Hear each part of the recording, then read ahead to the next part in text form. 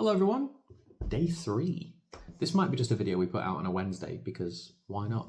Day 3 of the Macaloney's series. Here we have the Saint Mallie. So this used to be called Mallie, and again, much like the Anloy, which was called Glenloy, I imagine they had to change it for numerous different litigious reasons. 46% natural colour, non-chill filtered, like the rest of the series, is Portuguese recharred red wine STR barrique. So we've got a barrique. They can be between about 350 to 500 litres.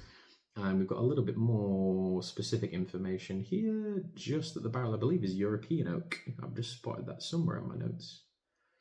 Well, it says imported from Europe. That doesn't mean it's European oak, but let's have a taste and a smell, or the other way around, and see what this is giving to us. The nose is just so heavy with like cocoa and honey. The Portuguese red wine for me is like quite a light style of red wine. It's not the heaviest thing in the world from what I've personally tried, but I'm being transported back to a couple of Christmases ago when a friend brought a couple of bottles of Portuguese red wine around.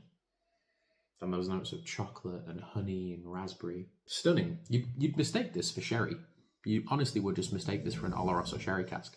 It's a bit lighter, a little bit fresher, and not as like sticky with the raisin sticky toffee pudding thing that Oloroso can sometimes have. My favourite thing I'm getting off this is these old leather notes. This isn't an old whiskey. The website doesn't state how old it is and the bottle doesn't state how old it is either.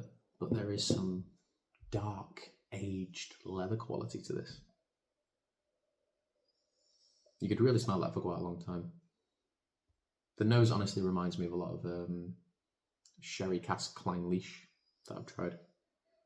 But without that like waxy profile. Let's taste.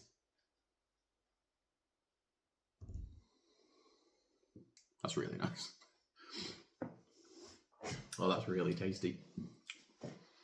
So we've mentioned the lightness with the nose, and I must say this thing kind of glides across your palate. It gives you quite a lot of, again, raspberry, chocolate, honey, which is already quite interesting because the raspberry is quite a tart note and the chocolate's more of like this kind of dark cocoa thing. So you've already got that tart sweetness, deep kind of earthiness going on.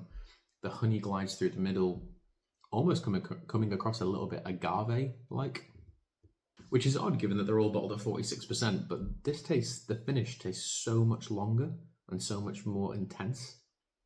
That's easily my favourite one so far. That's like a solid 8.5 out of 10.